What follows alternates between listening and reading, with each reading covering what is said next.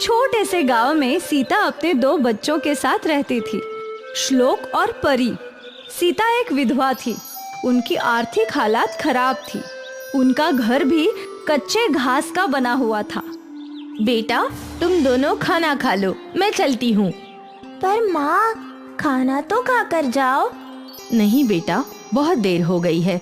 अगर और देर की तो मालिक आधा दिन काट लेंगे।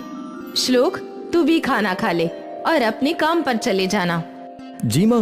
और परी, तेरे स्कूल की आज छुट्टी है ना, तो पूरे घर की साफ सफाई अच्छे से कर लेना। ठीक है माँ। सीता ने अपने बच्चों को काम समझाया और खुद अपने काम पर चली गई। सीता बहुत ही मेहनती थी। वो दिन भर फैक्ट्री में पैकेजिंग का काम करती थी। सीता का बेटा श्लोक भी बहुत मेहनती था। वो दिन भर होटल में काम करते रहता था। भैया, ये रहा आपका ऑर्डर, 1 मसाला डोसा और 2 कॉफी। भले ही उनके जीवन में कई परेशानियां थी, लेकिन दोनों माँ बेटे हमेशा मुस्कुराते थे। पैसों की कमी के बावजूद वो लोग खुश थे। माँ देखो, मैंने पूरा घर साफ कर दिया और मैंने आज आपके लिए खाना भी बनाया है। अरे वाह, आज तूने खाना बनाया? हाँ, सोचा आपकी थोड़ी मदद कर दूं। अच्छा किया, हमारी नन्ही सी परी बड़ी हो रही है। इतने अच्छे बच्चे पाकर सीता बहुत खुश थी। उसके दोनों बच्चे उसकी बहुत मदद किया करते थे। सब कुछ अच्छा चल रहा था, पर अचानक बरसात का मौसम शुरू हुआ और सीता के घर में पानी टपकने लगा। माँ, अब क्या करें? वहाँ बर्तन रख दे। जहाँ जहाँ पानी टपक रहा था, वहाँ वहाँ उन तीनों ने बर्तन रख दिए। हमें जल्दी पक्के मकान के लिए कुछ करना चाहिए। पर उसमें तो काफी खर्चा होगा ना? हाँ, सोच रही हूँ फैक्ट्री वालों से घर के लिए कर्जा ले लूं। कम से कम घर पक्का तो बन जाएगा। हाँ, मैं भी कुछ और काम ढूंढता हूँ जिससे और पैसे कमा सकूं। ठीक है बेटा। अगले ही दिन सीता फैक्ट्री मैनेजर के पास गई। सर, मुझे पक्का घर बनाने के लिए थोड़ा कर्जा चाहिए। ठीक है, पर कितना? लगभग 30,000 रुपए। तुम पुरानी वर्कर हो, तुम्हें कर्ज मिल तो जाएगा, पर सारी फॉर्मेलिटीज में कम से कम 15 दिन तो जाएगा। चलेगा सर। और हाँ, हर महीने की पगार से 1,000 रुपए कटेगा कर्ज के लिए। जी सर। सीता खुश थी कि जल्द ही उनका घर भी पक्का घर बनने वाला था। कल सुबह 5 बजे आ जाना। 2 घंटे में सारे दूध लोगों के घरों में पहुंचाना है और महीने के 3,000 मिलेंगे। जी भैया, मैं कल से ही आ जाऊंगा। श्लोक ने भी नया काम ढूंढ लिया था। बेटा, मुझे कर्ज मिल जाएगा, पर 15 दिन लगेंगे। माँ, मुझे भी दूध बेचने का काम मिल गया है। सुबह बस 2 घंटे का काम है और 3,000 पगार है। बहुत अच्छे। ये तो बहुत अच्छा है भैया। आपको काम भी मिल गया और माँ को कर्ज भी मिलेगा। उससे हमारा घर भी पक्का बन जाएगा और हमें हर बरसात में भीगने की जरूरत नहीं। ये सब भगवान की कृपा है, वो सब कुछ ठीक कर देंगे। अब तक सब कुछ ठीक चल रहा था, पर एकाएक बरसात तेज हो गई। बरसात थमने का नाम ही नहीं ले रही थी। सीता के घर में भी पानी टपकने लगा। लगता नहीं कि ये बरसात आज थमेगी। अगर ऐसे ही चलता रहा तो गांव में बाढ़ आ जाएगी। सभी लोग डरे हुए थे। रात भर बादल बरसते रहे और पूरे गांव में पानी भरने लगा। सीता के घर में भी पानी भर चुका था। बच्चों, जरूरत का सारा सामान उठा लो, हमें कहीं और जाना होगा। तीनों ने सामान सिर पर रख लिया और पानी में चलने लगे। माँ, पानी तो बढ़ता ही जा रहा है। हमारे गांव में ऐसी कौन सी जगह होगी जहाँ हम लोग इस बरसात से बच सकते हैं? पता नहीं।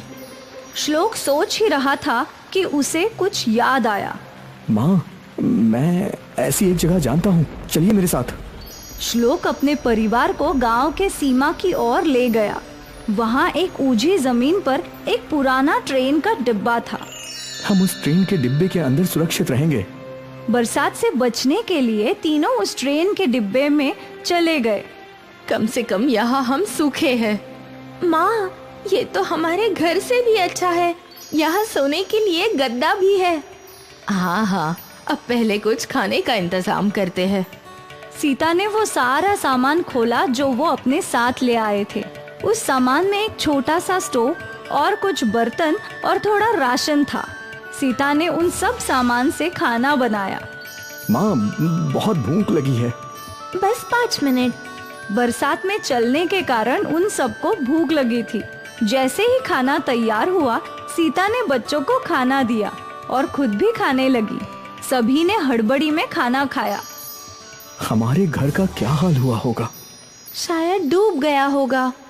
देखते हैं, पहले ये बरसात थमने दो और पानी सूखने दो, फिर घर का भी देखते हैं। तब तक हमारे सर पे ये घर है ना? ये घर ट्रेन घर? हाँ, ट्रेन घर। मुझे तो ये ट्रेन घर बहुत पसंद है माँ। अच्छा है। बरसात थम गई और धीरे धीरे पानी सूखने लगा। गांव वाले अपने अपने घरों में लौटने लगे। जब सीता और उसके बच्चे अपने घर के पास लौटे तो उनका घर पूरी तरीके से टूट चुका था। अब क्या करेंगे माँ? कुछ दिन ट्रेन घर में रहेंगे और जब फैक्ट्री वाले पैसे देंगे तो इस घर को पक्का बना लेंगे। ठीक है माँ। तीनों ने अपने टूटे फूटे हुए घर का सारा सामान समेटा और ट्रेन घर में लौट आए। अब वो तीनों यही रहने लगे। रोज यही से काम पर जाते और यही लौटते। कुछ दिनों बाद फैक्ट्री के मैनेजर ने सीता को पैसे दिए और उन पैसों से सीता ने अपने घर का काम शुरू किया। इस बीच सीता और उसका परिवार ट्रेन घर में रहता था। वो वही खाना बनाते और अंदर ही सो जाया करते। कई दिनों तक वो लोग ट्रेन घर में रहे। लगभग 20 दिन बाद सीता का नया घर बनकर तैयार हो गया और फिर वो लोग सारा सामान लेकर अपने पक्के घर में रहने आ गए। माँ, ये तो बहुत अच्छा है। अब हमारी छत टपकती भी नहीं। हाँ, आखिर हमने पक्का घर बना ही लिया। पर माँ, अगर हमें वो ट्रेन घर नहीं मिला होता तो क्या होता? पता नहीं, शायद दर बदर भटक रहे होते। भगवान जी की सच में हम पर बड़ी कृपा है कि मुसीबत के समय हमें ट्रेन घर मिल गया। भले ही मुश्किलें थी पर हमारे सर पर छत थी। ट्रेन घर की वजह से सीता का परिवार बाढ़ से बच गया। आज उनका अपना पक्का घर है, पर वो हमेशा ट्रेन घर के शुक्रगुजार रहेंगे। उस ट्रेन घर ने उन्हें बाढ़ से बचाया था, मुश्किलों में उन्हें सुरक्षित रखा था।